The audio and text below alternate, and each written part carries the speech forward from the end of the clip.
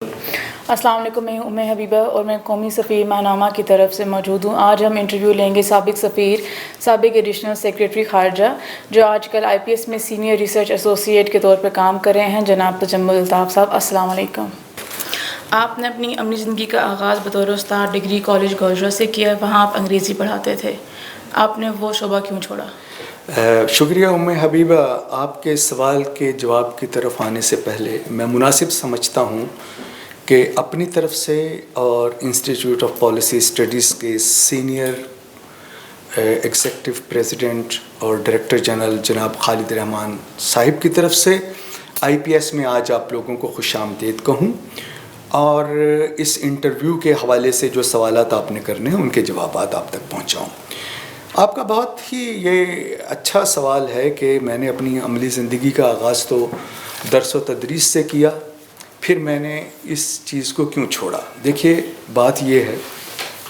کہ درس و تدریس میری زندگی کا پیشن تھا، ہے اور رہے گا۔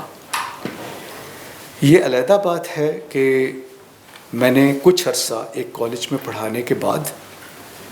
فارن سروس کی طرف جانے کا فیصلہ کیا، لیکن جو پیشن میرے اندر شروع سے موجود تھا اور جو کہ میری والدہ کی طرف سے مجھے ودیت ہوا تھا،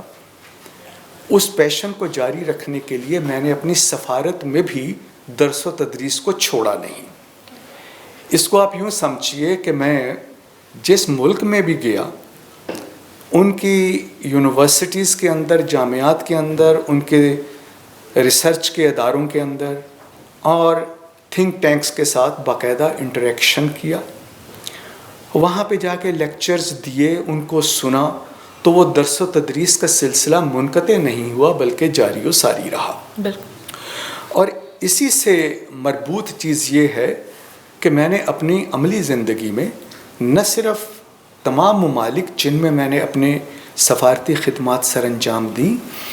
وہاں پہ اس شعبے سے اپنے آپ کو جوڑے رکھا، بلکہ وزٹنگ پروفیسر کے طور پہ بھی کچھ یونیورسٹیز میں باقاعدہ جا کے پڑھاتا رہا۔ نہ صرف یہ، بلکہ یہ پیشن ہی تھا کہ جب میں اپنی سفارت کے دوران وزارت خارجہ میں اپنے فرائض منصبی سر انجام دے رہا تھا، تو اپنی خواہش پہ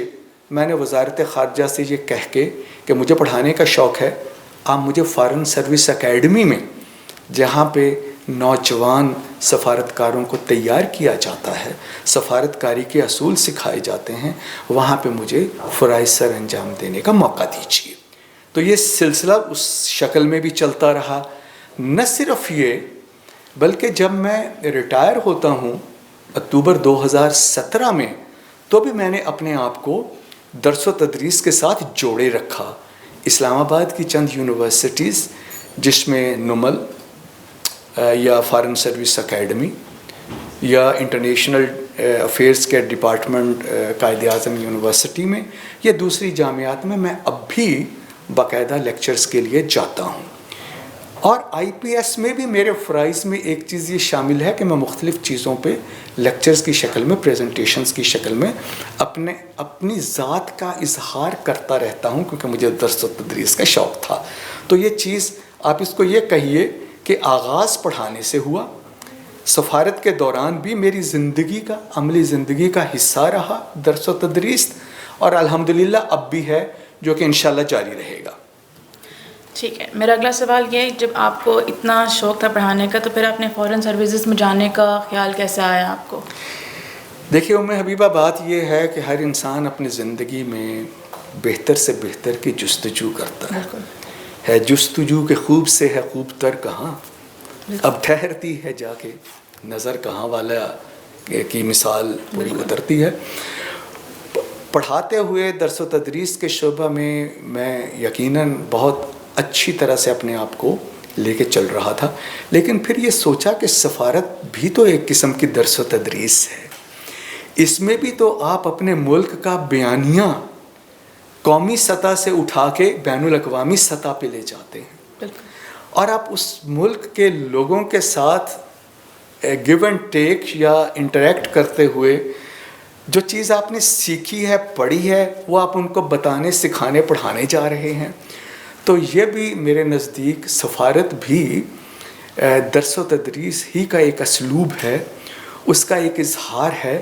جس کو حاصل کرنے کے لیے میں نے قومی سطح سے اٹھ کے بین الاقوامی سطح پر جانے کی کوشش کی، اور الحمدللہ سفارت کاری میں بھی جو 35 سال گزارے، اس میں پاکستان کے قومی بیانیے کو، خارجہ پالیسی کو، پاکستان کے مفادات کو ان لوگوں تک پہنچانے میں جو کہ میرے انٹرلیکیوٹرز تھے، ان تک بات رکھنے میں، ان کو قائل کرنے میں، ان کو اپنی بات سمجھانے میں ایک ایسے انداز سے گفتگو کو رکھا جس میں یہی لگ رہا تھا کہ میں ان کو پڑھا رہا ہوں، یہ مجھ سے سیکھ رہے ہیں یا مجھے جواباً کچھ سکھا رہے ہیں۔ تو آپ یہ کہیے کہ درس و تدریس اور سفارت یہ آپس میں جڑے ہوئے ہیں، ان کو آپ جدا نہیں کر سکتے۔ اور یہی میری زندگی کا عملی ٹیک تھا کہ درس و تدریس کو چھوڑنا نہیں، لیکن خوب سے خوب کی جستجو بھی کرنی ہے، جو ملکوں مختلف خطوں میں جا کے اپنے ملک کی بات کرنا۔ تو میرے خیال میں نے اپنے تئیں کوشش کی کہ وہ عمل کسی نہ کسی طرح سے چلتا رہے۔ جیسے میں نے ابتدائی میں بھی کہا کہ درس و تدریس میرا پیشن تھا، ہے اور رہے گا، تو میں نے اس کو عملی زندگی میں بھی چھوڑا نہیں، بھلے وہ وزارت خارجہ کی نوکری تھی، یہاں پہ وزارت خارجہ کے اندر فارن سروس اکیڈمی میں، یا وہ تمام ممالک جن میں نے اپنے سفارتی فرائض سر انجام دیے، میں نے کوشش کی کہ میں کسی نہ کسی طرح سے سیکھتا رہوں اور سکھاتا رہوں۔ دیکھیے، استاد جو ہوتا ہے، جس دن وہ یہ سمجھ لے کہ میں نے سب کچھ سیکھ لیا، وہ اس کی زندگی کا آخری دن ہوتا ہے۔ بالکل۔ لیکن اگر استاد یہ سمجھتا رہے کہ ہوش سنبھالنے سے لے کے اپنے آخری زندگی کے لمحوں تک میں نے سیکھنا بھی ہے، سکھانا بھی ہے، تو وہ درس و تدریس کا سلسلہ جاری و ساری رہتا ہے۔ تو یہی میری کہانی ہے، میں نے الحمدللہ دونوں چیزوں کو ساتھ لے کے چلا ہوں، اور یہی وجہ ہے کہ IPS جیسے ادارے میں جس جگہ اس چیز پہ بہت زور دیا جاتا ہے، میں اپنے اس پیشن کے اظہار کو کسی نہ کسی طرح سے مؤثر طور پہ جاری رکھے ہوئے ہوں، اور انشاءاللہ جاری رہے گا۔ جیسے کہ آپ نے خود ذکر کیا کہ آپ نے 35 سال وزیر خارجہ سے آپ وابستہ رہے، تو آپ کون سے آپ کو ممالک میں تعینات کا موقع ملا؟ حبیبہ، میری سفارت جو کہ 35 سال پہ محیط ہے، اس کا آغاز چین سے ہوا، جس میں میں نے 5 سال گزارے 1985 سے 1990 تک۔ ابتدا میں نے چائنا کی ایک یونیورسٹی سے چائنیز زبان سیکھی، اور پھر اس کے بعد پاکستان امبیسی بیجنگ میں اپنے فرائض سر انجام دیے بطور 3rd سیکرٹری اور 2nd سیکرٹری کے۔ اس کے بعد میں واپس وزارت خارجہ میں آیا، اور اگلی میری پوسٹنگ ایران کی تھی، جس میں نے 3.5 سال گزارے۔ پھر وہاں سے برطانیہ، پاکستان کونسلیٹ جنرل گلاسگو میں کونسل جنرل رہا۔ پھر اس کے بعد واپس وزارت خارجہ میں آنا ہوا، اور اگلی پوسٹنگ میری برونائی دارالسلام، جو کہ آسیان ریجن کے اندر ایک چھوٹا سا ملک ہے، وہاں پہ میں نے اپنے فرائض سر انجام دیے۔ پھر اس کے بعد انڈونیشیا کے بعد پھر وزارت خارجہ میں واپسی، اور پھر میں تنزانیہ میں ہائی کمشنر کے طور پہ گیا، اور آخر میں نے جو میری آخری سفارت تھی چیک ریپبلک میں، جو کہ یورپ میں جرمنی کے ساتھ ایک ملک ہے، وہاں پہ کم و بیش 3.5 سال گزارے۔ تو اس طرح سے 7 ملکوں پہ محیط میری سفارت رہی 35 سال میں، اور وزارت خارجہ میں جو میں نے فرائض سر انجام دیے۔ مجھے آپ یہ بتائیں کہ پاک چائنا تعلقات کے جو اس ٹائم کے تعلقات ہیں اور اب کے جو تعلقات ہیں، اس میں آپ کو کیا فرق محسوس ہوتا ہے؟ آپ بات کر رہی ہیں جو کہ جب میں وہاں پہ 1985 اور 1990 میں، اور آج کے دور میں جو کہ تقریباً 3 دہائیاں گزر چکی ہیں، 30 سال کا عرصہ کم و بیش نکل گیا۔ دیکھیے، چین، پہلی تو بات یہ ہے کہ ہمیں چین اور پاکستان کے تعلقات کو اگر ایک وسیع تناظر میں سمجھنا ہے، تو میں بڑے وثوق سے یہ بات کہہ سکتا ہوں کہ پاکستان چین دوستی ایک مثالی دوستی ہے، جس کی بہت سی جہتیں ہیں، ملٹی ڈائمینشنل. اگر آپ 100 سے زیادہ ممالک کے ساتھ سفارتی تعلقات رکھے ہوئے ہیں تو یہ بات کہنے میں مجھے کوئی چیز نہیں روکتی کہ پاکستان اور چین دو مثالی ہمسایہ ممالک ہیں جن کے تعلقات بہت قریبی، دوستانہ،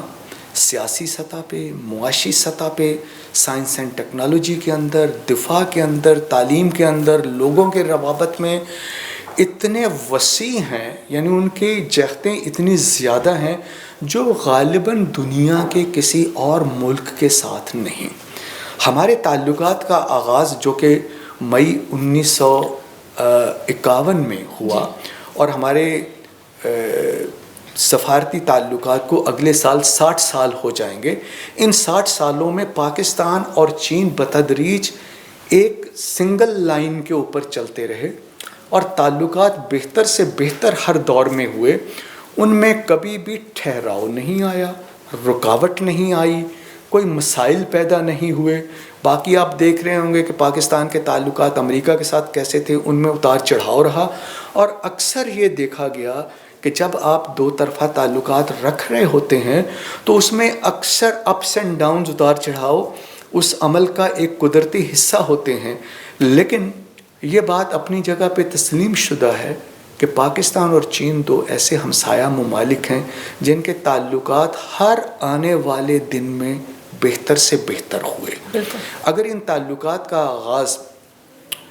آپ یوں سمجھیے کہ 1957 میں ہو گیا تھا، 1959 میں ہو گیا تھا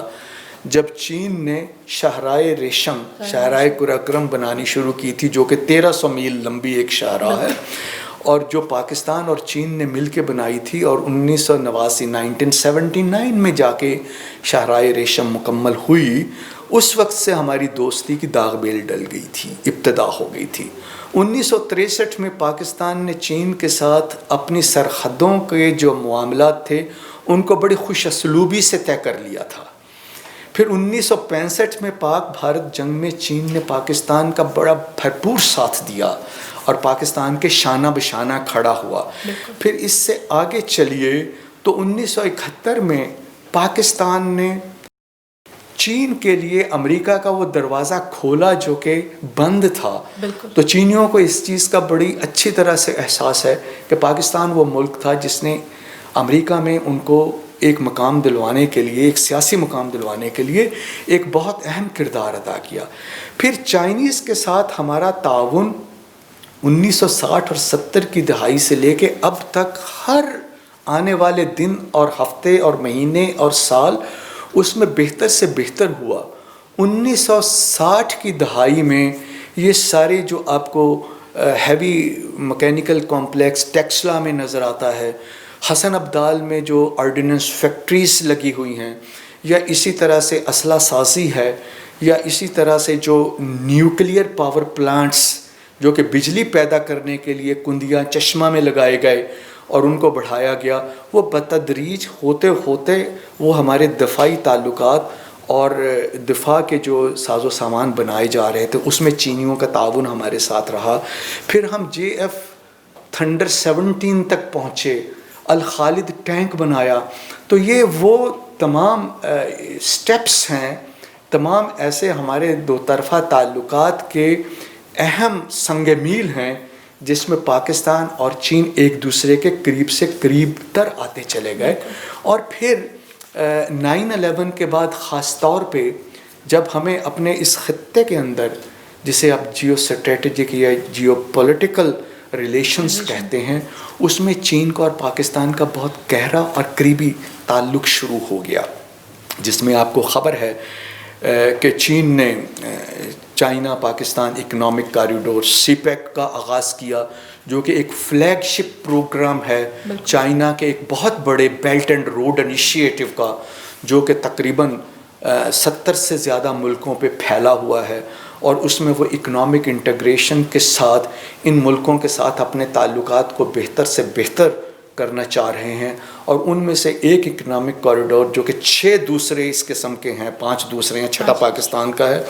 سب سے اہم کوریڈور جو کہ سی پیک کے ساتھ جڑا ہوا ہے وہ پاکستان میں سے گزرتا ہے۔ تو 2015 میں جب چین کے موجودہ صدر شی جن پنگ پاکستان تشریف لائے تو اس وقت انہوں نے پاکستان کے ساتھ اپنے تعلقات کو عام سطح سے اٹھا کے، یا جو ایک بہت اچھے ہمارے گہرے روابط اور تعلقات تھے اس سطح سے اٹھا کے اس کو نام دے دیا آل ویدر اسٹریٹجک پارٹنرشپ۔ یعنی یہ ایک ایسی ہماری اسٹریٹجک دوستی ہے جو کہ تمام موسموں پہ پھیلی ہوئی ہے اور جس کی بہت سی جہتیں ہیں اور جو آنے والے وقت کے ساتھ پھیلیں گی، بہتر ہوں گی، ان میں مزید ربط آئے گا، تعلقات بہتر ہوں گے، تعلقات کو فروغ ملے گا اور ہمارے دو ممالک ایک دوسرے کے مزید قریب سے قریب تر آئیں گے۔ اسی ضمن میں جو بات آپ کے توسط سے آپ کے اس قومی سفیر چینل اور میگزین کے حوالے سے، ماہنامہ کے حوالہ سے کرنے والی یہ ہے کہ چین اس پورے خطے میں ایک بہت اہم کردار ادا کر رہا ہے۔ آپ نے میری سفارت کا ذکر کیا، میں نے چین کو اپنی آنکھوں کے سامنے بدلتے ہوئے دیکھا ہے۔ 1980 کی دہائی میں چین اس راستے پہ چل پڑا تھا کہ کس طرح سے انہوں نے اپنی معیشت کو بہتر کرنا ہے۔ 4 ماڈرنائزیشنز کی بات شروع ہو گئی تھی، جس میں ایگریکلچر ہے، جس میں سائنس اینڈ ٹیکنالوجی ہے، انڈسٹریز ہے اور ہائی ٹیک ہے، اور اس میں وہ بتدریج اوپر آئے اور انہوں نے اس پورے خطے کے اندر اپنے اس کردار کو ادا کرنے کا آغاز کیا جس میں وہ آج دنیا کی دوسری بڑی معیشت بن گئے ہیں، اور وہ امریکہ کے آنکھوں میں آنکھیں ڈال کے ان کو وہ پیغام دے رہے ہیں کہ آئیے مل کے اس خطے کے اندر امن، اچھے تعلقات، خوشحالی اور لوگوں کے درمیان تعلقات کو بڑھاوا دیں۔ اور یہ ان کا سلوگن تھا جس میں وہ پاکستان کے ساتھ بھی ایک بہت بڑے فریم میں، جو کہ اب 2 طرفہ تعلقات سے ہٹ کے ہے، 2 طرفہ تعلقات اپنی جگہ پہ، لیکن اس پورے خطے کے اندر چین کا جو ایک عمل دخل ہے، اس میں پاکستان کو وہ ایک کلیدی مقام دیتے ہیں۔ اسی طرح سے پاکستان کی خارجہ پالیسی میں چین کے ساتھ تعلقات ایک بنیادی، جسے ہم کہتے ہیں نا کارنر سٹون، اس کی حیثیت رکھتے ہیں۔ بالکل اسی طرح سے چین کے نزدیک جتنے چین کے ہمسایہ ممالک ہیں، آپ کو یقیناً پتہ ہوگا کہ چین کے تقریباً کم و بیش 24 ہمسایہ ہیں، جو کہ سمندر کے اوپر یا زمین کے اوپر ہیں۔ ان 24 ملکوں کے ساتھ جو چین کے تعلقات ہیں، چین کی خارجہ پالیسی میں اگر کسی ملک کو سب سے زیادہ اہمیت دی جا رہی ہے ہمسائیگی کے تعلقات میں، پاکستان اس میں سر فہرست ہے۔ تو یہ بات ہمارے لیے سمجھنے کی ہے کہ وقت گزرنے کے ساتھ ساتھ پچھلی 3 دہائیوں میں ہمارے تعلقات ایک بہت ہی متوازن سطح پہ بہتر سے بہتر ہوئے، آگے کی طرف گئے، ان میں بہتری آئی، اور ہر آنے والے دن میں ہم ان تعلقات کو مزید بہتر کرنے کی کوششوں میں لگے ہوئے ہیں۔ چین کی قیادت ہو یا پاکستان کی سیاسی قیادت ہو، ہمارے 2 ملکوں کے تعلقات اگر حکومتوں کی سطح پہ دیکھا جائے تو آپ اس کو یوں کہہ لیجئے کہ 1951 سے لے کے اب تک 2020 میں، جو کہ 59 سال ہو گئے، اس میں ہر آنے والے وقت کے ساتھ، دور کے ساتھ 2 ملکوں کے حکومتی تعلقات، جسے گورنمنٹ ٹو گورنمنٹ تعلقات کہتے ہیں، وہ مضبوط سے مضبوط تر ہوتے چلے گئے۔ اب اس سے اگلا جو ہے وہ چیز سمجھنے کی ہے کہ جسے ہم انگریزی میں کہتے ہیں B2B، business to business. Business to business جو ہمارے روابط ہیں یا کاروباری روابط جو ہیں، وہ سی پیک کے آنے کے بعد اب اس طرف جا رہے ہیں کہ ان کو مزید استوار کیا جائے۔ 2 ملکوں کے جو کاروباری لوگ ہیں، پرائیویٹ سیکٹرز ہیں، کمپنیز ہیں، ان کو قریب لایا جائے، وہ اب اس راستے پہ چل پڑے ہیں۔ اور اس سے بھی زیادہ اہم جو ہے جسے ہم اپنی سفارتی زبان میں P2P people to people contact کہتے ہیں، اس پہ ابھی خاصا کام کرنے کی ضرورت ہے، کیونکہ ابھی بھی پاکستان کے اندر یہ میں نے محسوس کیا کہ ہمارے پاکستانیوں میں غالباً یہ سوچ کسی نہ کسی طرح سے پنپ رہی ہے کہ غالباً چین وہ رول ادا نہ کرے جو کہ ماضی میں نو آبادیاتی طاقتیں، کالونیل پاورز اس پوری دنیا میں کرتی رہیں، اور ہم بھی اس کا شکار ہوئے جب کہ ہم بھارت کا حصہ تھے،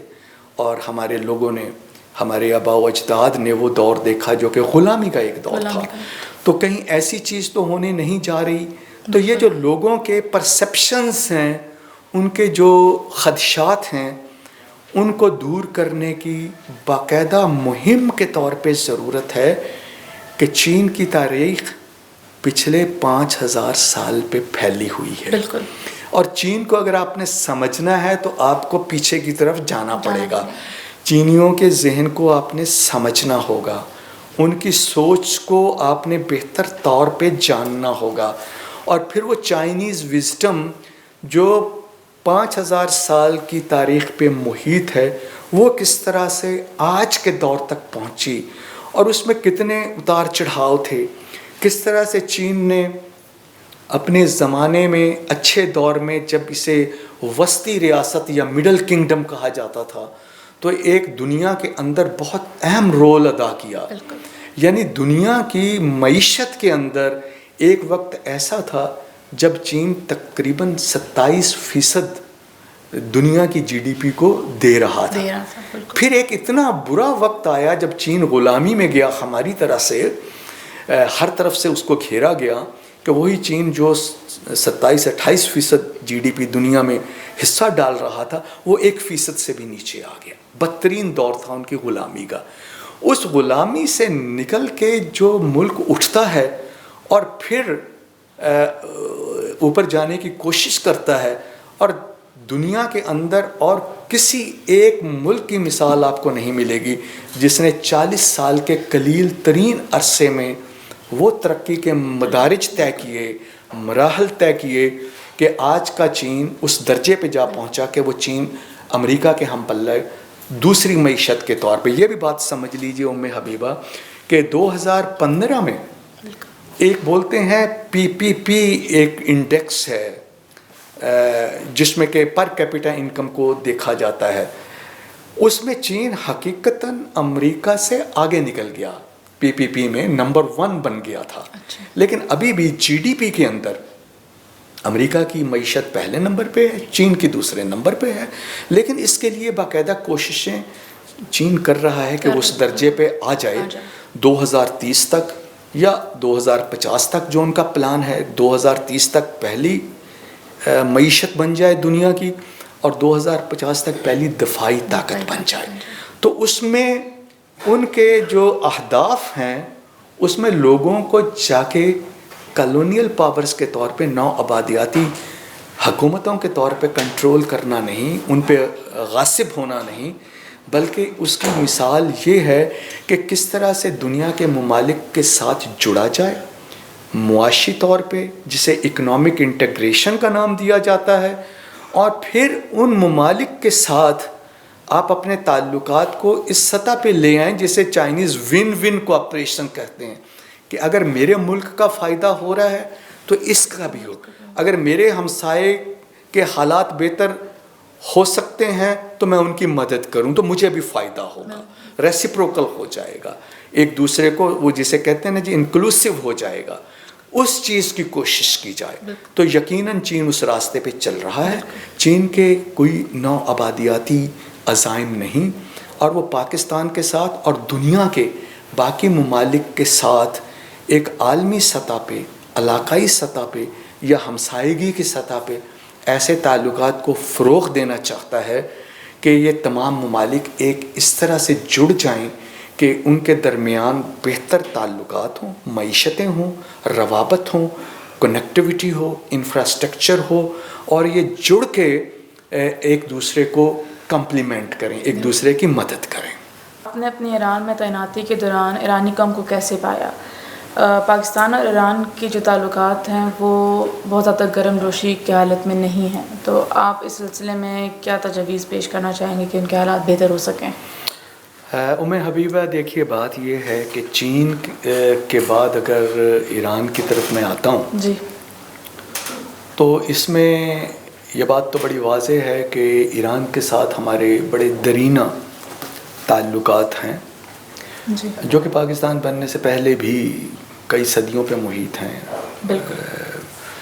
بحیثیت مسلمان کے ہم ایک دوسرے کو سمجھتے ہیں، بہت بہتر طور پہ سمجھتے ہیں، اور ماضی میں ہمارے تعلقات بہت اچھے بھی رہے۔ خاص طور پہ جو اسلامی انقلاب تھا اس سے پہلے کا دور، پاکستان اور ایران کے بہت ہی خوشگوار تعلقات رہے۔ اسلامی انقلاب کے بعد چونکہ ایران کے اندر ان لوگوں نے اپنے رخ کو تھوڑا بدلا، اور وہ جو ایک سوچ ان کے ہاں بالکل ماڈرنزم کی طرف جا رہی تھی یا آزاد خیالی کی طرف جا رہی تھی، اس پہ انہوں نے چیزوں کو اپنے حساب سے بہتر کرنے کی کوشش کی، جو کہ خاصی حد تک پابندی کی شکل میں بھی نظر آئی، اور لوگوں کو انہوں نے ایک نظام کے نیچے ٹھیک کرنے کی کوشش کی، جو کہ ان کے اپنے فیصلے تھے اسلامی انقلاب کے نیچے۔ اس دور میں بھی اگر دیکھا جائے تو بالعموم پاکستان اور ایران کے تعلقات بہتر رہے، لیکن کچھ ایسی چیزیں بیچ میں ضرور ہوئیں جبکہ دو ملکوں کے درمیان غلط فہمیاں پیدا ہوئیں، اور کچھ ایسی چیزیں بھی ہوئیں اوپر تلے جس سے یہ لگ رہا تھا کہ غالباً دو ملک بہت قریب نہیں، جس کو آپ نے گرم جوشی کے کم ہونے کا کہا، میں اس کو یہ کہوں گا کہ حکومت کی جو پالیسیز تھیں غالباً ان میں کچھ چیزیں ایسی وقت کے اعتبار سے ضرور دخل انداز ہوئیں کہ لگ یہ رہا تھا کہ شاید ہم ایک دوسرے کے اتنے قریب نہیں۔ اور وہ ان کی نچلی سطح پہ خاص طور پہ ایک سوچ تھی پاکستان کے بارے میں، اور پھر جب افغانستان میں حالات خراب ہوئے 1979 کے بعد، روس کی آمد کے بعد، تو پھر اس وقت بھی ایران اور پاکستان کی جو سوچ ہے وہ افغانستان کے اوپر ایک جیسی نہیں تھی۔ پھر کچھ ایسی سرگرمیاں بھی ہوئیں دو ملکوں میں جو کہ جن کو ناپسندیدہ سمجھا جاتا رہا، ان کی تفصیل میں جانے کی ضرورت نہیں۔ تو یہ کچھ ایسے عوامل تھے جو خاصی حد تک لوگوں کے ذہنوں میں یہ خدشات پیدا کر رہے تھے کہ غالباً پاکستان اور ایران کے تعلقات میں گرم جوشی کی کمی ہے، یا یہ بہت اچھے تعلقات نہیں۔ وہ ایک دور تھا، اس کی کچھ جو تجربات ہیں وہ میں نے اپنی سفارت کے دوران ایران میں بھی محسوس کیے، لیکن اس چیز سے ہٹ کے میں آپ کو یہ کہتا ہوں کہ جو لیڈرشپ کے لیول کے اوپر دو ملکوں کے تعلقات تھے اس میں خاصا ٹھہراؤ تھا، ہم ایشوز کو سمجھتے تھے، اور پھر یہ جو نیگیٹیوزم یا منفی رویوں کا جن کا میں نے تذکرہ کیا، ان کو اگر ایک طرف رکھتے ہیں تو یہ کہنا کہ پاکستان اور ایران کے تعلقات خدا نخواستہ خراب تھے، میں اس چیز کو تو نہیں تسلیم کرتا۔ یہ میں کہتا ہوں کہ اس میں اتار چڑھاؤ ضرور تھا، جیسے میں نے اپنی گفتگو کے پہلے حصے میں آپ سے یہ تذکرہ کیا کہ چین کے ساتھ ہم ایک سنگل اسٹریٹ لائن پہ چل رہے تھے، چین میں ہمیں کبھی کسی بھی سطح پہ اس چیز کا احساس نہیں ہوا کہ ہمارے تعلقات جو ہیں اس میں ہم نیچے کو جا رہے ہیں، ڈپ کر رہے ہیں، لیکن ایران کے ساتھ ضرور ہوا، اور اکثر ممالک کے ساتھ بات سمجھنے کی یہ ہے کہ دو طرفہ تعلقات میں بالعموم یہ کبھی نہیں ہوا کہ تعلقات ہمیشہ خوشگوار رہیں، کہیں نہ کہیں کسی نہ کسی مرحلے پہ کچھ نہ کچھ چیزیں ایسی ضرور آ جاتی ہیں کہ وہ تعلقات اس طرح سے برقرار نہیں رہتے۔ پاکستان امریکہ، بالکل اسی طرح سے پاکستان روس، پاکستان انڈیا، تو اس چیز کو اگر آپ مد نظر رکھیں تو یہ بات سمجھنے کی ہے کہ بائی اینڈ لارج جیسے اوور اینڈ ابو آپ کہہ لیجئے پاکستان اور ایران اچھے ہمسائے رہے، اس میں کچھ بڑے سخت مراحل گزرے جس میں خاص طور پہ افغانستان کے حوالے سے ہم دونوں ممالک ایک پیج پہ نہیں تھے، اور اسی طرح سے بہت سی دوسری چیزوں میں سرگرمیوں کا میں نے ذکر کیا، تفصیل میں جانے کی ضرورت نہیں. لیکن بات یہ ہے کہ پاکستان اور ایران سرحدیں جڑی ہوئی ہیں،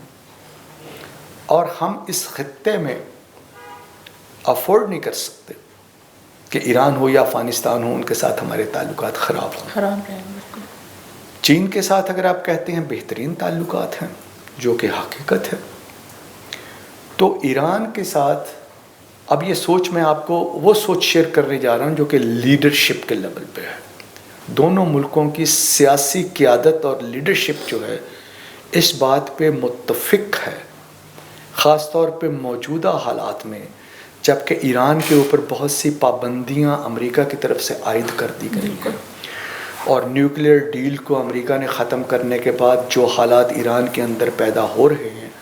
اس میں ایران پاکستان کی طرف ایک بہت اچھے ہمسائے کی نظر سے ہمیں دیکھتا ہے، اور ہمیں اس چیز کو سمجھنا ہے اور اس چیز کو تعلقات کو بہتر بنانے کے عمل میں لے کے آنا ہے. یہی وجہ ہے کہ گزشتہ دنوں جب سیکرٹری جنرل ECO پاکستان آئے تھے تو ان کے ساتھ جو مختلف نشستیں ہوئیں اس میں بھی اس بات کا اعادہ ہوا کہ ہمارے تاریخی دیرینہ قریبی دوستانہ روابط ہیں، ہم نے ان کو کس طرح سے بہتر کرنا ہے. اگر RCD کے دور میں پاکستان، ایران، ترکی ایک دوسرے کے نزدیک تھے، پھر ECO کے فریم ورک کے نیچے اب پاکستان، ایران، ترکی اور دوسرے ممالک اس خطے کے اندر اپنے تعلقات کو بہتر کر سکتے ہیں، تو ہمیں اس میں کوئی کسر نہیں چھوڑنی چاہیے. پھر یہ کہ اگر ایک طرف گوادر بن گیا ہے تو اس کے ساتھ برابر میں نزدیک چابہار کی پورٹ ہے، کیا یہ دونوں پورٹس ایک دوسرے کو کمپلیمنٹ کر سکتی ہیں کہ ہمارے تجارتی روابط اس طرح سے مربوط ہوں کہ ایک دوسرے کو ہم کمپلیمنٹ کر لیں. اور پھر اسی ایک بڑی جو ہمارے تعلقات کی جہت ہے وہ یہ بھی ہے کہ جس طرح سے CPEC کے اندر ایران کا بھی اپنا ایک شوق ہے، پاکستان کا بھی ہے، باقی ممالک کا بھی ہے. اگر ہم CPEC پروجیکٹس کے اندر ایران آنا چاہتا ہے اور چین ان کو خوش آمدید کہتا ہے، پاکستان تیار ہے، تو کیا اسی طرح سے ECO کو ہم لے کے چلیں؟ اس کے جو ہمارے 8-10 ممالک کی ایک ترجیحات ہیں، معاشی ترجیحات ہیں یا سیاسی ترجیحات ہیں، اس میں ہم بہتر طور پہ کردار ادا کریں، تو بھی اس کے مواقع موجود ہیں جو کہ جیو پولیٹیکل اور جیو اسٹریٹجک فریم ورک کے اندر ہمارے لیے مددگار ثابت ہو سکتے ہیں. یہ بھی سوچ بڑی تیزی سے ہمارے اندر آ رہی ہے، اور ایران اس کے لیے تیار ہے، ایران کی قیادت تیار ہے، اور بار بار اس چیز کا اعادہ کیا جا رہا ہے کہ جو وقتی مشکلات تعلقات تھیں ان کو ایک طرف رکھتے ہوئے اب ہمیں آگے بڑھنے کی ضرورت ہے، اور وہ جو ہمارے کامن گراؤنڈس ہیں جس پہ ہم اپنے تعلقات کو استوار کر سکیں. دیکھیں ایران کو اس وقت جو ایک آئسولیشن ہے اس سے نکلنے کی ضرورت ہے. یہی وجہ ہے کہ اس آئسولیشن سے نکلنے کے لیے پاکستان کی موجودہ حکومت نے ایک اہم کردار ادا کیا تھا کہ کس طرح سے سعودی عرب کو اور ایران کو قریب لایا جائے، جو کہ سعودی عرب کی اور ایران کی قیادتوں نے جس کی بڑی پذیرائی کی تھی، جس کو انہوں نے سراہا تھا. اور یہ بات ہمارے لیے ایک اچھی چیز تھی، ایک اچھی پیش ان گوئی تھی کہ ہم اپنے دو طرفہ تعلقات کو مضبوط کریں، بہتر کریں. ماضی کو ایک طرف رکھ دیجئے، مستقبل پہ نظر رکھیں. ہمارے عوام ان میں خاصی چیزیں مشترک ہیں. ہمارے ملک سے بہت سے زائرین ایران زیارتوں کے لیے جاتے ہیں، ایک کلوز بانڈ ہے، ریلیجس بانڈ ہے. اسی طرح سے ادھر سے لوگ اس طرف کو آتے ہیں، تجارت کے لیے آتے ہیں، ایک کلوز بانڈ ہے. ضرورت اس امر کی ہے کہ اسمال ایریٹنٹس جو تعلقات کے اندر آ جاتے ہیں، چھوٹے چھوٹے رخنے، ان رخنہ اندازیوں کو ایک طرف رکھتے ہوئے ایک اچھی سفارتکاری یا ایک اچھی خارجہ پالیسی یہ ہوتی ہے کہ آپ کس طرح سے ایک وسیع تناظر کے اندر مختلف عنوانات کو لے کے چل رہے ہیں، اور آپ یہ کوشش کر رہے ہیں کہ یہ وقتی رکاوٹیں جو گرم جوشی کے میں عدم توازن کی وجہ بنتی ہیں ان کو دور کیا جائے، اور ایران جیسے ملک کے ساتھ جو کہ ماضی میں ایک بہت بڑی قوت تھا، معاشی قوت تھا، ایک بہت بڑا نام تھا ایران کا، ان کے ساتھ انگیج کیا جائے، اور ان چیزوں پہ جس پہ ہماری سوچ جا کے اکٹھی ہو سکتی ہے ان میں وہ تمام کام کر لیے جائیں، ان کو مواقع دیے جائیں ایک دوسرے کے ساتھ تعاون کرنے کے، تو پھر یقیناً یہ گرم جوشی بھی بڑھے گی، تعلقات بھی بہتر ہوں گے، حالات بھی بہتر ہوں گے۔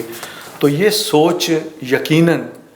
اس وقت مجھے اس چیز کا بڑی اچھی طرح سے ادراک ہے کہ پاکستان اور ایران کے اندر یہ سوچ باقاعدہ اس کو بڑھاوا دیا جا رہا ہے، اس پہ کام کیا جا رہا ہے، اور ایرانی قیادت اور پاکستانی قیادت بہت سے چیزوں کے اوپر ایک دوسرے کے ساتھ چل رہی ہے، اور یہ ایک خوش آئند بات ہے ہمارے ہمسایہ ممالک کے ساتھ تعلقات کے اندر، اور پوری کوشش یہ ہونی چاہیے کہ ہم اس چیز کو فروغ دیں اور اپنے تعلقات کو بہتر بنائیں، بھلے وہ دو ملکوں کی پورٹس ہیں، ریلوے لائن کے ذریعے جڑنے والی بات ہے، یا اور بہت سی تعلقات کی جہتیں ہیں، ان پہ کام کیا جائے تاکہ وہ چھوٹی چیزیں بیچ میں سے نکل جائیں اور تعلقات بہتر سے بہتر ہوں۔ لیکن 3.5 سال کا جو میرا ایران کا قیام تھا، اس میں میں بڑے وثوق سے یہ بات کہہ سکتا ہوں کہ ایرانی لوگ بہت تہذیب یافتہ، بڑے کلچرڈ، اور ایک پوری تہذیب کو ساتھ لیے چل رہے ہیں، ان میں مینرزم بھی تھا۔ یہ علیحدہ بات ہے کہ اسلامی انقلاب کے بعد کچھ چیزیں ان کی بدلیں، اب وہاں چین میں بھی بتدریج چیزیں بدل رہی ہیں، ان کے حالات بھی وہ پہلے والے نہیں رہے، تو اس چیز کو بھی سمجھنے کی ضرورت ہے کہ ہم اس میں کس طرح سے اپنا حصہ ڈال سکیں اور کس طرح سے میچ میکنگ کر سکیں کہ ایران اور پاکستان کے تعلقات مزید خوشگوار، اور مجھے امید ہے، کبھی امید ہے کہ انشاءاللہ وقت گزرنے کے ساتھ ساتھ ہمارے دو ممالک کے تعلقات جو کہ اس خطے کے بدلتے ہوئے حالات کے تناظر میں بہتر ہوتے نظر آ رہے ہیں، اس پہ ہمیں کام کرنے جاری رکھنے کی ضرورت ہو۔ میرا آپ سے اگلا سوال یہ ہے کہ برطانیہ اور دیگر ممالک میں جو پاکستانی رہتے ہیں ان کے لیے اب پاکستان کے بارے میں پازیٹیو خیالات کیسے لائے جائے، اور کیسے ان کو پازیٹیوٹی کی طرف لایا جائے کہ وہ پاکستان کے بارے میں پازیٹیو سوچیں؟ برطانیہ میں موجود پاکستانی ڈائسپورا جو ہے اس کو میں بہت ہی مختلف نظر سے دیکھتا ہوں۔ یہ بات سمجھنے کی ہے کہ جو ہمارے پاکستانی لوگ ہیں وہ امریکہ اور یورپ میں خاصی حد تک پڑھے لکھے لوگ ہیں اور کاروباری لوگ ہیں۔ اگر ہم مڈل ایسٹ کی طرف دیکھیں یا افریقہ کی طرف دیکھیں تو وہاں پہ زیادہ روزگار کی تلاش میں مڈل ایسٹ کے جو آئل مارکیٹس ہیں وہاں پہ یا کنسٹرکشن ہے اس میں وہ ہمارے لوگ اتنے پڑھے لکھے کم ہیں،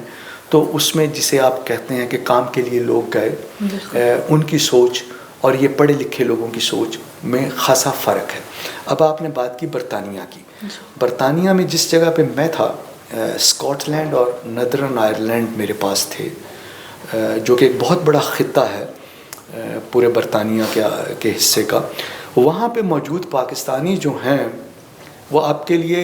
یقیناً یہ انفارمیشن حوصلہ افزا ہوگی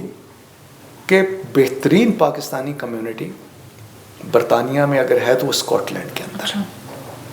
اور یہ وہ لوگ ہیں جو 1960 میں پاکستان سے گئے تھے، اور بہت ان لوگوں نے محنت سے اپنے کام کا آغاز کیا، اور آج یہ بہترین پاکستانی کمیونٹی ہے جو کہ اس معاشرے کے اندر اور پاکستان کے اندر اپنے کردار ادا کر رہی ہے، اور ان میں سے بہت سے لوگ ایسے ہیں جو کہ ان کے ٹاپ 100 کی لسٹ میں اچھے انٹرپرینورس اور بزنس مین ہیں، اور ملٹیپل چین کمپنیز بنا کے بیٹھے ہوئے ہیں، اور وہ پاکستان کے سفیر ہیں۔ اچھا. جس طرح سے آپ نے قومی سفیر کی بات کی, ان میں سے بہت سے لوگ اس لیول پہ چلے گئے کہ انہوں نے محنت کر کے اپنا نام بھی بنایا, اپنے ملک کا نام بھی بنایا, اور پاکستان کی خدمت بھی کی, اور پاکستان کے ساتھ جڑے ہوئے بھی ہیں. یہ تو ہے برطانیہ کی کمیونٹی کے بارے میں, خاص طور پہ اسکاٹ لینڈ اور ندرن آئرلینڈ کی پاکستانی کمیونٹی کے بارے میں. بالعموم جو برطانیہ کی پوری پاکستانی کمیونٹی ہے وہ بھی بڑی فعال ہے امریکہ کی طرح سے. ان میں مسائل کم ہیں اور وہ پاکستان کے ساتھ بڑے اچھے تعلقات رکھے ہوئے ہیں, کیونکہ ڈیول نیشنلٹی ہے, برطانوی شہری بھی ہیں اور پاکستان کے شہری بھی ہیں, تو ان کی ہمدردیاں دونوں ملکوں کے ساتھ موجود ہیں, اور وہ پاکستان کے امیج کو برطانیہ میں کس طرح سے بہتر کر رہے ہیں کہ یہ بہت سے لوگ ان کی جو نیشنل گورنمنٹ ہے, ان کی جو نیچے کے ہوتے ہیں ادارے, بلدیاتی ادارے ہیں, کاؤنسلز ہیں, سٹی کاؤنسلز ہیں, اور اس قسم کے دوسرے ادارے ہیں, اس میں بہت اہم جگہوں پہ اپنی خدمات سر انجام دے رہے ہیں. کاؤنسلرز ہیں, بیلیز ہیں, اور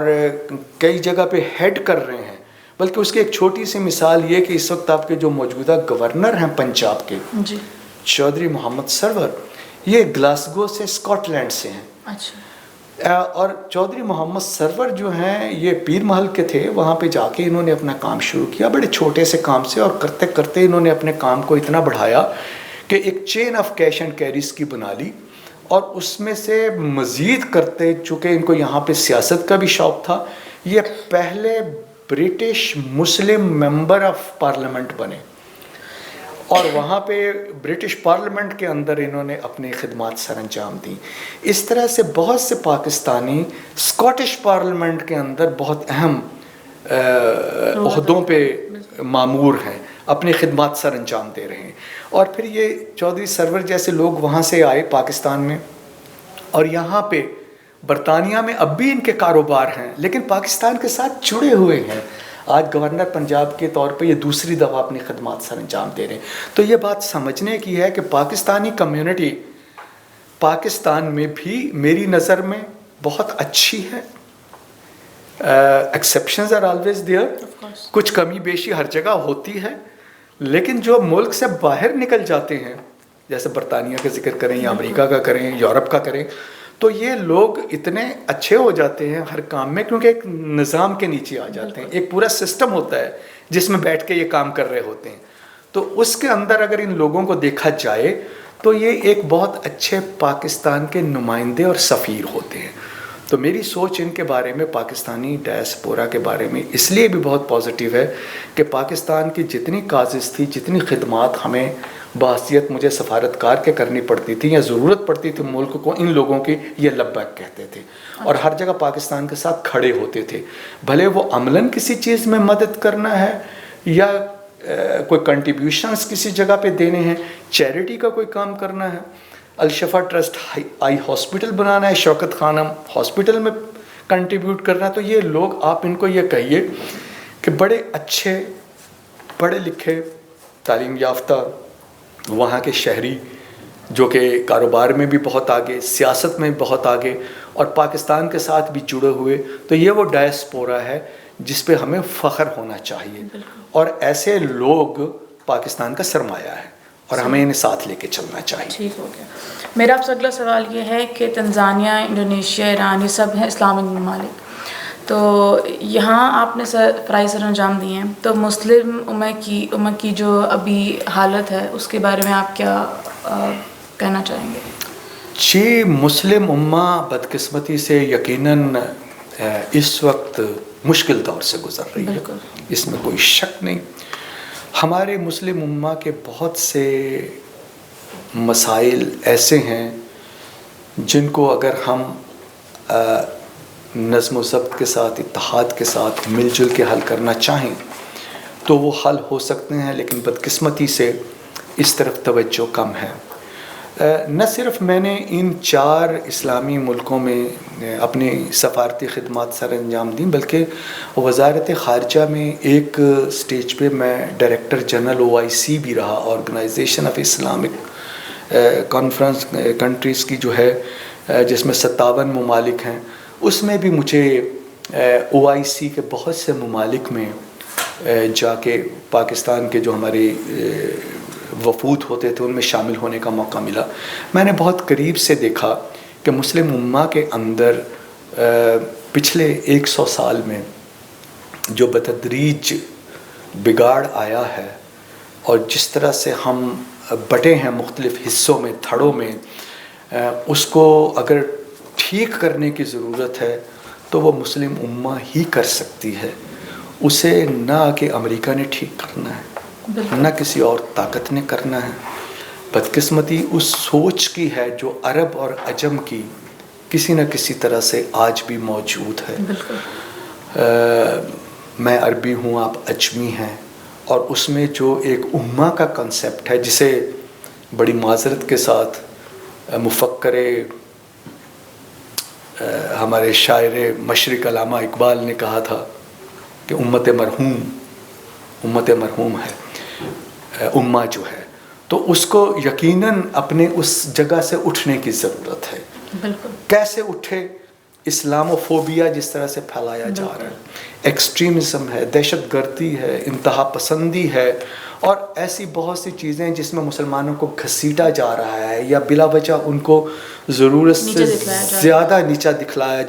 جا رہا ہے. اس میں یہ ہے کہ اپنے گھر کے اندر کی چیزوں کو بہت حد تک درست کرنے کی گنجائش ہے. عرب اور عجم کی یہ تفریق جب ختم نہیں ہوگی، جو کہ بدقسمتی سے 1400 سال سے کسی نہ کسی طرح سے کسی نہ کسی شکل میں ہم دیکھتے چلے آ رہے ہیں، اور پچھلی صدی میں خاص طور پہ اور موجودہ دور میں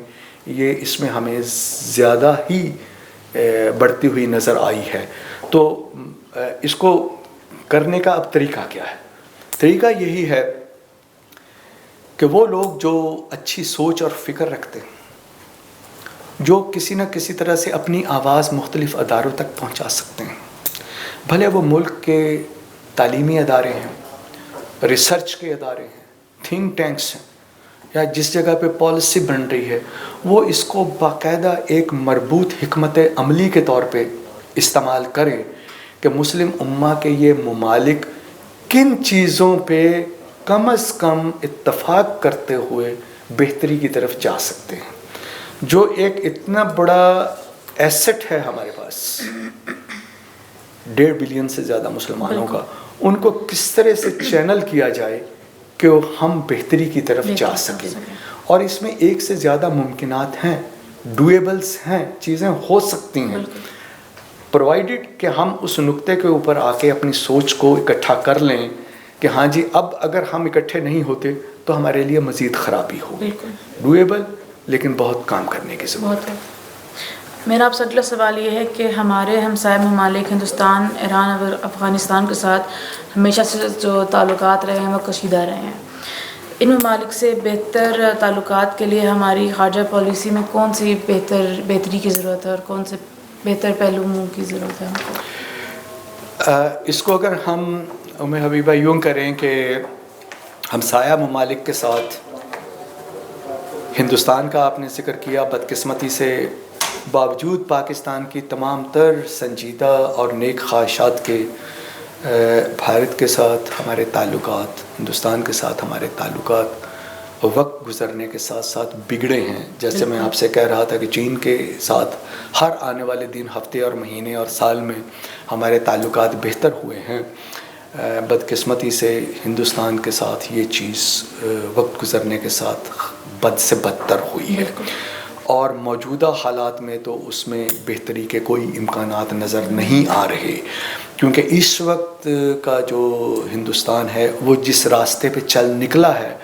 اس میں ہمسائیگی سے ہٹ کے، اس خطے سے ہٹ کے ان کے عزائم ہندوتوا کے حوالے سے یا ہندو نیشنلزم کے حوالے سے بہت ہی بھیانک ہے. بالکل. اور اس کا ایک عکس آپ نے موجودہ جو دلی میں فسادات ہو رہے ہیں یا جس طرح سے ہنگاموں کو کنٹرول کرنے کے لیے طاقت کا بے تحاشا استعمال کیا جا رہا ہے، اس کو اگر مد نظر رکھا جائے تو ہندوستان کے ساتھ تو مجھے فی الفور یا آنے والے چند مہینے یا سالوں میں اس قسم کی چیز بنتی نظر نہیں آ رہی کہ ہندوستان کے ساتھ ہمارے تعلقات بہت جلد اچھے ہو جائیں گے. لیکن سفارت کاری میں یہ منفی رویہ بھی ایک حد تک جو ہے وہ اس کو برا سمجھا جاتا ہے.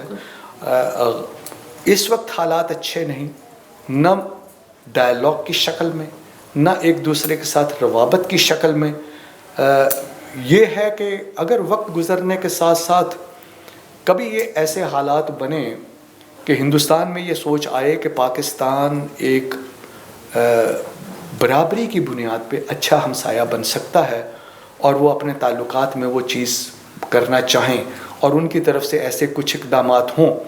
اور کچھ عملی طور پہ ایسے اقدامات تھرڈ کنٹریز کی طرف سے ہوں جس پہ ٹائم لگے گا، تو تعلقات بہتر ہو سکتے ہیں.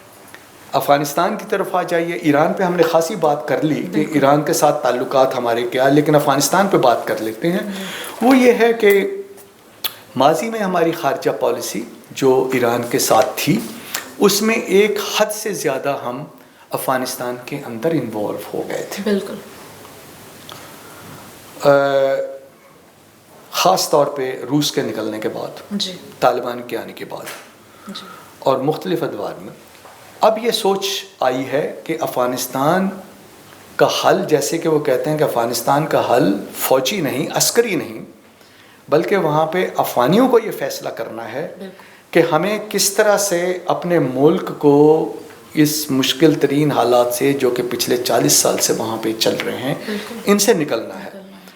تو میرے نزدیک ہماری خارجہ پالیسی میں افغانستان کے ساتھ تعلقات میں ہمارا عمل دخل بہت محدود ہونا چاہیے. افغانیوں کو اس بات کا فیصلہ کرنے دیں، افغان لیڈ ڈائلاگ ہو، وہ اس چیز پہ آئیں کہ جی ہم نے کیسا مستقبل دیکھنا ہے، ہماری کیا ترجیحات ہیں، کس طرح سے ہم پاکستان کے ساتھ انگیج کرنا چاہتے ہیں. جو پاکستان اور افغانستان کے لوگوں کے درمیان ایک بہت زیادہ خدشات وقت کے ساتھ بڑھے ہیں، ہمیں ان کو دور کرنا ہے. ہمیں اپنی خارجہ پالیسی میں جو ہم ایک حد سے زیادہ ان کے ساتھ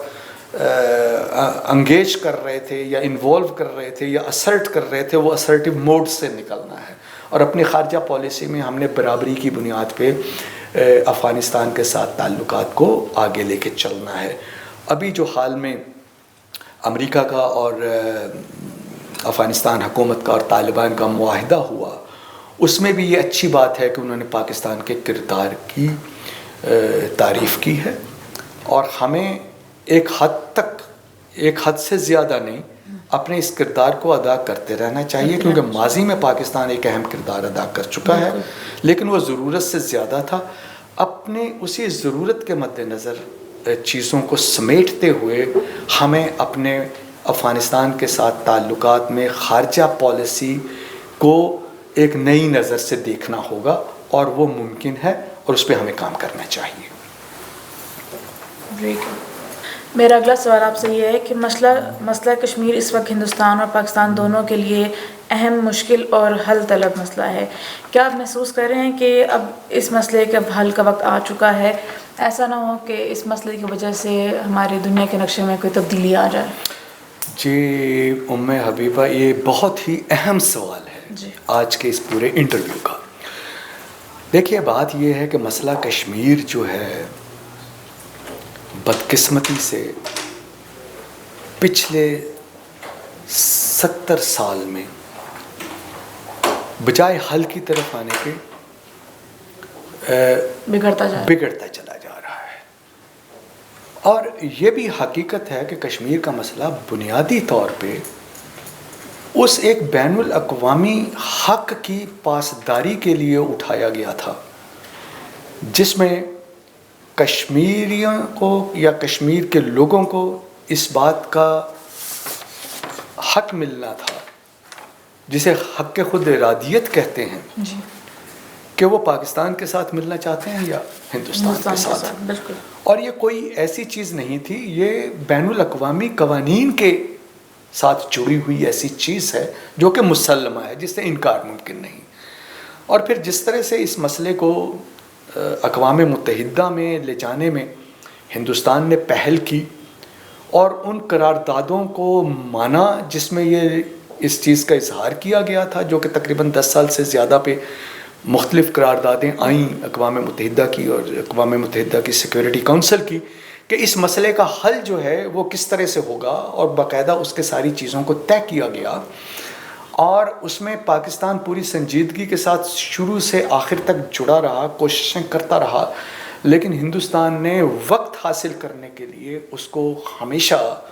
کارپیٹ کے نیچے رکھنے کی کوشش کی، اور اس کا نتیجہ یہ ہے کہ وہ ایک ایسا مسئلہ جو کہ اقوام متحدہ کے چارٹر، اقوام متحدہ کی قراردادوں اور بین الاقوامی قوانین کے نیچے بہت پہلے حل ہو جانا چاہیے تھا، وہ ہندوستان کی ہٹ دھرمی اور ایک سخت رویے کی وجہ سے آج تک مشکل کا شکار رہا۔ اب آ جائیے 5 اگست 2019 کے وہ غیر قانونی، یک طرفہ اور غیر دستوری اقدامات جو کہ ہندوستان نے مقبوضہ کشمیر کے علاقوں کو 2 حصوں میں تقسیم کرتے ہوئے اپنے اندر ضم کرنے کی ایک بہت ہی بھیانک اور بری کوشش کی۔ اس کے نتیجے میں یہ ہوا کہ وہ کشمیری جو پچھلے 70 سال سے اپنے اس حق خود ارادیت کے لیے کوششیں کر رہے تھے، جدوجہد کر رہے تھے، برسر عمل تھے، وہ سب ایک ایسی حالت میں چلے گئے کہ ان کے اوپر دباؤ آ گیا۔ اس میں بدقسمتی سے عالمی برادری نے، اقوام متحدہ نے اس طرح سے آواز نہیں اٹھائی جو ان کو اٹھانی چاہیے تھی۔ یہ ایک علیحدہ بات ہے کہ کم از کم 5 اگست 2019 کے بعد اس چیز کو ٹھیک کرنے کے لیے کچھ آوازیں مختلف دنیا کے ممالک کے پارلیمانوں کے اندر اٹھائی گئیں۔ اس میں امریکہ کی پارلیمنٹ ہے، برطانیہ کی پارلیمنٹ ہے، یورپین یونین کی ہے، اخبارات کے اندر لکھا گیا، اس مسئلے کو اجاگر کیا گیا، زیادہ سے زیادہ اس کو پروجیکشن دی گئی، لوگوں تک پہنچایا گیا اور بتایا گیا کہ اس کو کس طرح سے کنٹرول کرنا ہے۔ اب یہ چیز ہے کہ یہ مسئلہ اس وقت تک حل نہیں ہوگا جب تک ہم اقوام متحدہ کے چارٹر اور اقوام متحدہ کی قراردادوں اور بین الاقوامی قانون کے نیچے اس کو حل کرنے کی کوشش نہیں کرتے۔ اگر ہندوستان نے اس میں رخنا ڈالنے کی کوشش کی، رکاوٹ پیدا کرتا رہا، تو پھر وہ حالات جو اس وقت ہندوستان میں شروع ہو چکے ہیں ان کے CAA کے نیچے یا NRC کے نیچے، وہ خراب سے خراب تر ہوتے جائیں گے، اور اس کا اثر ہندوستان کی اپنے اندرونی حیثیت کے اوپر بھی بگاڑ کی شکل میں آ سکتا ہے۔ ہمیں توقع کرنی چاہیے کہ ہندوستان میں کسی نہ کسی طرح سے آج نہیں تو کل یہ سوچ آئے کہ یہ چیز ان کو نقصان دے گی، فائدہ نہیں دے گی، اور ہمیں اپنا اصولی موقف جو ہے اس پہ قائم رہنا چاہیے۔ تو یہی مسئلہ کشمیر کا حل ہے جو کہ لوگوں کو ان کا حق خود ارادیت دے گا، اس پہ بات ہونی چاہیے۔ میرا اگلا سوال آپ سے یہ ہے کہ IPS کن شعبوں میں حکومت کو معاونت فراہم کر رہا ہے، اور ساتھ ہی طلبہ طالبات کس طرح IPS میں کر سکتے ہیں، رسائی حاصل کر سکتے ہیں؟ جی حبیبہ، دیکھیے انسٹیٹیوٹ آف پالیسی اسٹڈیز ایک آزاد علمی و تحقیقی ادارہ ہے جو کہ پچھلے 40 سال سے زیادہ تحقیق کے اور علم کے میدان میں اپنی سرگرمیاں سر انجام دے رہا ہے۔ بالکل۔ اور بنیادی طور پہ یہ بات سمجھنے کی ہے کہ یہ ادارہ حکومت کے کسی بھی ادارے کی مالی معاونت کے بغیر اپنے تئیں اپنے طور پہ سیلف سفیشینٹ ادارہ ہے، اور یہ اپنی تمام تر یہاں پہ جو بھی علمی و تحقیقی کاوشیں ہو رہی ہوتی ہیں اس میں بالکل انڈیپینڈنٹلی کام کرتے ہوئے تحقیق کو آگے لے کے چل رہا ہے۔ اب اگلی بات یہ ہے کہ جہاں تک سوال ہے قومی اداروں کو مدد کرنے کا یا قومی حکمت عملی کے امور پر تحقیق کے فروغ کے لیے کوششیں کرنے کا، تو یہ ادارہ قومی اور بین الاقوامی موضوعات پر تبادلہ خیال بھی کرتا ہے اور تجزیے کے لیے IPS کا فورم بھی فراہم کرتا ہے۔ اور اپنے مقاصد کے حصول کے لیے مختلف سیمینارز، کانفرنسز، ورکشاپس اور ڈائلاگ یا مکالمے کی شکل میں بہت سے جو ایونٹس ہیں ان کو آئی پی ایس کے اندر اور آئی پی ایس کے باہر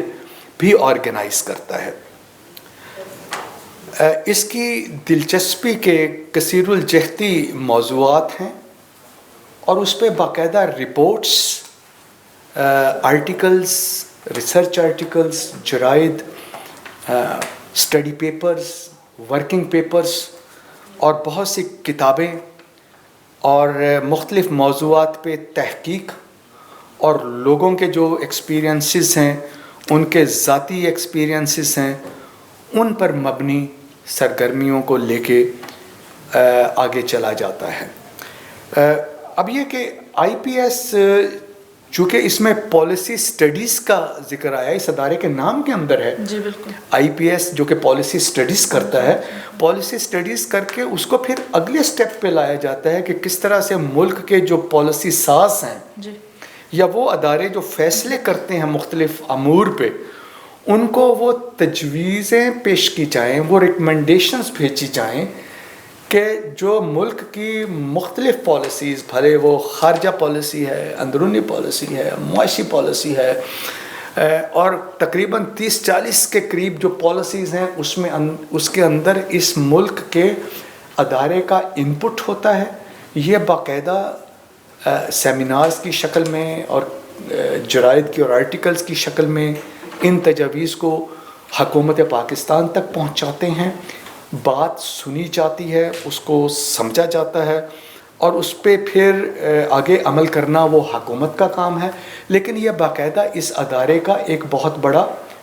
کام ہے جس کو یہ بڑے تواتر کے ساتھ کر رہے ہیں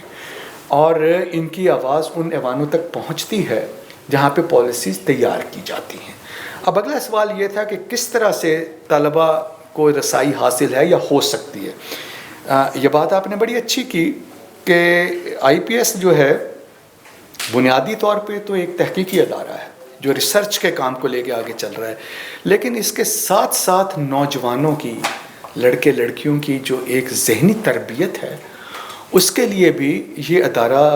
سرگرم عمل ہے اور بہت سی کوششیں یہاں پہ کی جا رہی ہیں. اور اس میں سے ایک بہت ہی اہم پروگرام ہے اس ادارے کا جسے یہ آئی پی ایس لیڈ کے نام سے، آئی پی ایس لیڈ، جس میں نوجوانوں کی شمولیت ہوتی ہے. وہ آتے ہیں مختلف کانفرنسز میں، بیٹھتے ہیں، اپنے خیالات کا اظہار کرتے ہیں. جس طرح سے مختلف پڑھے لکھے لوگ، تحقیق کرنے والے، ریسرچ کے لوگ، یا میرے جیسے سابقہ سفارتکار یا فیڈرل سیکرٹریز یا مختلف جامعات کے لوگ، مختلف اداروں کے لوگ آ کے، ڈیفنس کی سائڈ سے لوگ آ کے، سرونگ یا ریٹائرڈ آ کے اپنے تجربات کا اظہار کرتے ہیں اور ان نوجوان لڑکے لڑکیوں کو باقاعدہ اس کے مواقع فراہم کیے جاتے ہیں مختلف جامعات کے ساتھ، جو کہ نہ صرف اسلام آباد میں بلکہ مختلف شہروں میں ہیں، ان تک رسائی کی جاتی ہے. اور اس میں یونیورسٹیز کا جہاں پہ ذکر آیا، وہاں پہ خواتین کی یونیورسٹیز ہوں یا مردوں کی یونیورسٹیز ہوں یا کو ایجوکیشن والی ہوں، ان سب کو آن بورڈ لیا جاتا ہے اور ان کو مختلف طریقوں سے آئی پی ایس کے اندر اور آئی پی ایس کے باہر جا کے باقاعدہ تربیت دی جاتی ہے. اور اس تربیت کو دینے کے لیے ایک باقاعدہ طریقہ کار ہے.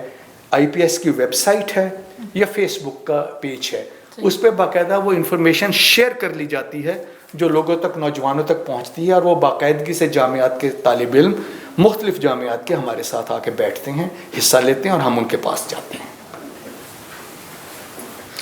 ہمارا پروگرام اختتام کی طرف آ رہا ہے اور اختتام کی طرف آتے ہوئے میں آئی پی ایس کا شکر گزار ہوں کہ انہوں نے ہمیں پلیٹ فارم دیا کہ ہم آپ کا کے انٹرویو لے سکیں اور ہم آپ سے بات چیت کر سکیں. آپ سے میرا آخری سوال یہ ہے کہ آنے والے نئے طالبات کے لیے آپ کیا کہتے ہیں کہ کس قسم کی تعلیم وہ حاصل کریں کہ ان کو روزگار کے فراہم ہوں مواقع، اور اس کے بعد یہ کہ اپنے شعبے سے وابستہ ہونے والے لوگوں کے لیے آپ کیا پیغام دینا چاہتے ہیں؟ جی حبیبہ، آپ کے سوال کے دو حصے ہیں. پہلے سوال کے جواب میں تو میں یہ کہوں گا کہ 21ویں صدی جو ہے، آج کا دور جو ہے، اس میں حصول روزگار کے لیے بہت ہی جدوجہد کرنے کی ضرورت ہے. آپ مجھ سے اتفاق کریں گی کہ چوتھے صنعتی ریولوشن، انقلاب کے بعد 4th جنریشن ریولوشن جو آیا، اس کے بعد یہ آرٹیفیشل انٹیلیجنس کے اوپر بہت زیادہ زور آ گیا، ٹیکنالوجیز کے اوپر بہت زیادہ زور آ گیا. تو انسانی ذہن جو ہے اس میں اس حد تک تنوع آ گیا، پھیلاؤ آ گیا کہ آپ اور میں جیسے اس کمرے میں بیٹھ کے بات چیت کر رہے ہیں، اب اس کے بھی انداز بدل رہے ہیں. ویڈیو کانفرنسز ہو رہی ہیں اور آرٹیفیشل انٹیلیجنس کے ذریعے مسائل کو حل کیا جا رہا ہے اور اس میں نئی ٹیکنالوجیز سے مدد لی جا رہی ہے. تو آج جو بھی طلباء اور طالبات حصول روزگار کے لیے کوشاں ہیں، ان کو آج کے جو دور کے جدید دور کے علوم ہیں ان کو سمجھنا چاہیے، ان ٹیکنالوجیز کو سمجھنا چاہیے اور اس میں دسترس حاصل کرنی چاہیے.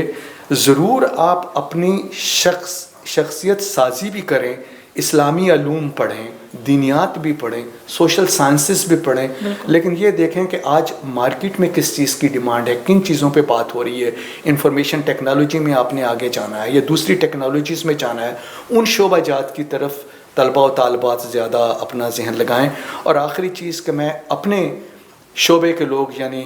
سابقہ اگر سفارتکار ہوں تو جو سفارتکار ہیں ان کے لیے کیا، ان کے لیے بھی دنیا پھیل گئی ہے. بالکل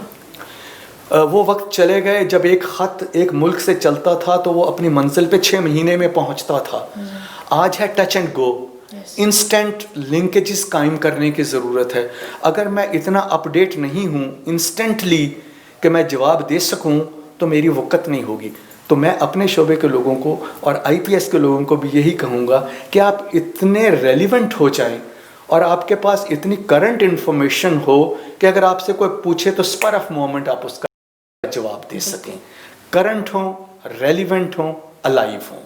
اور اسی پیغام کے ساتھ میں ایک دفعہ پھر آپ کے ماہنامہ قومی سفیر کا